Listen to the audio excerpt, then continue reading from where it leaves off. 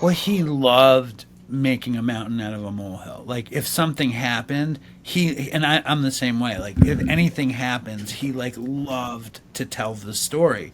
And when you Ugh. say you got into phase 4 and it was endless debauchery with Ted and Chris, give us a Well, little like what sampling of comes what to you're talking mind about. to me immediately is like right when I got to phase 4, Chris and I like we connected over like I don't know if you guys remember these. It was a thing, soundboards, where you'd use to prank phone call people. It was like a bunch like we had these like Matt Damon Oh my soundboards, Arnold Schwarzeneggers. We went in this phase where we were spending hours every day just who can we prank phone call pretending like we're Arnold Schwarzenegger or Matt Damon or whoever, and we were just like going doing the rounds of all the. And then it got out of hand. There was one soundboard. There's a movie called like Phone Booth, I think. I didn't even see it, but it's like someone's in a phone booth and there's apparently like a sniper ready to like kill them. And so there's all these clips of it. And we're like, let's use Yeah, the yeah. They can't yeah, get and you off can't get other the ones. We're like, let's use the phone. Yeah. soundboard from that. We like prank phone called some like retirement center, and it was like all these clips of like you move an inch, we're gonna kill you, and like we built it up to where the point where they like believed it was like a person, and then finally we're like telling them we're gonna kill them, and then the people were freaking out. We're like, all right, this is like we took this a little too far. Like it was getting out of control. But we have a great one that our friend Dave Marshall, who unfortunately also he's been on the show. He overdosed years ago and he died, but he got a clip of me and Chris doing a Matt Damon soundboard to I don't know who, but that's just the type of shit. Like every day we were just yeah, it's Do you on have it? Facebook. It's hysterical. Send it Yeah, to you me. should. I It's need it. I'll put it hysterical. on Like this we got this episode. guy on Yeah. the phone for like 2.5 minutes at least, maybe 3 minutes, until finally it became super obvious. But that's just like the everyday type of shit. An example of things we like to, or Chris just love to do. Yeah, he led the charge on that. I mean, you guys, we were calling the intake Yeah, desk at yeah, Mountainside yeah, from yeah. Phase 4 Yeah, with the it was soundboard. so stupid. It was just so fun. Like, Well, Yeah. he came on the show one time and he's like, I have this amazing thing that I came up with where I call a Chinese food restaurant Yep. and then I call another Chinese food yeah, he restaurant and I called put me them one on the time. He phone got two together. Chinese phone Yep. restaurants on the phone and told them to hold on. And then he called me and I answered the phone like, hello? And they're both like, hello? Hello? And I'm just like, what the fuck's going on? Like, and they were going back and forth and I was like, who am I talking to? And they were confused and I was confused and yeah. Well, it was a Yeah, very yeah. famous Howard Stern bit, and I tried to tell No, Chris no, it's that, and like he's like, Jerky "No, I Boys or invented it." something, but he Yeah. loved it. He did it all the Yeah, time. He would like Yeah. regularly do that.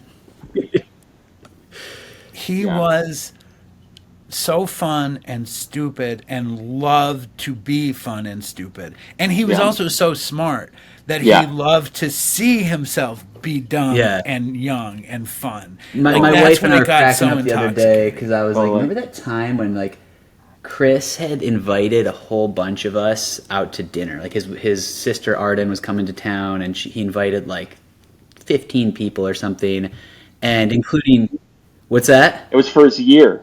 for his year? It was Okay, for his year anniversary. His yeah, and first. invited a Yeah. ton of people to dinner. Yeah. And one of the people was Tim Walsh, who used to be the director of Mountainside. But then at this time, he was the director of where my wife was working at Newport Academy. And he was like her boss and shit. And, he's sending this text message out with everybody. And he and Michelle, my wife, like they loved each other. They loved to like, give each other shit. And he's like, asking who's coming and stuff. And then out of nowhere, my wife's Italian, Michelle Ferrantino. And he's like, Michelle, is your spaghetti and asking to be there? And like, and it was just so funny, like out of nowhere. And, he just like, he loves to just like jab and attack. So we were always cracking up. And he loved to just like make fun of people, but in such an endearing way that like, I feel like if anybody else said something like that to her, she'd be like so offended. But like, because it was Chris, it's just like this like hysterical, he's so endearing and charming with it. Yeah. It I also, what are you gonna say, Colin? I'm sorry.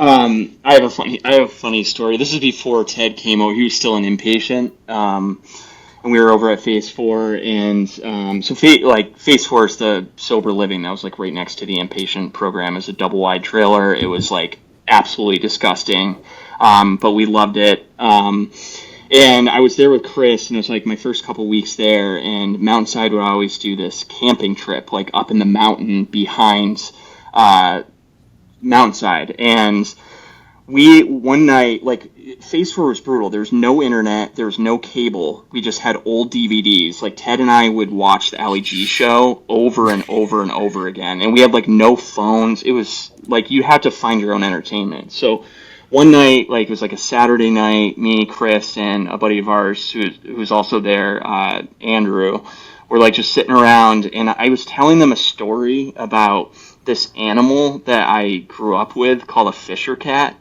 And I don't know if you know what that is, but it's like this weasel, and it makes this horrific sound. Basically, it sounds like a woman getting assaulted in the middle of the woods. It's like horrifying. And growing up, I would have to like put my headphones on because like if a Fisher cat would be outside of our house, it would just shriek all night, and you like couldn't sleep. And Chris thought this was like hilarious. We ended up.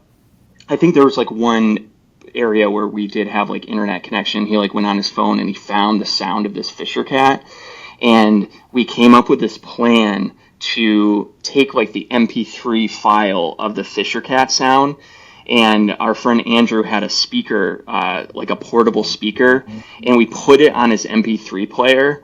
And the next weekend when like all of like Mountainside was doing the camping trip, there was like 30 people up there, like newly sober, like some people camping for the first time ever coming up from the city.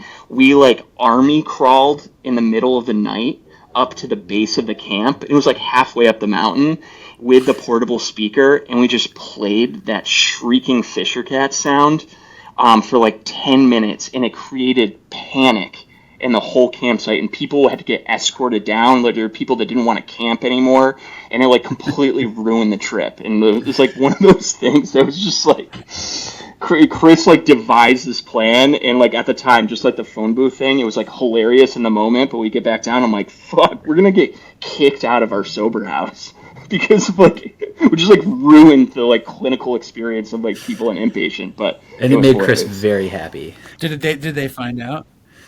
Oh yeah, yeah. Did they find out it was you?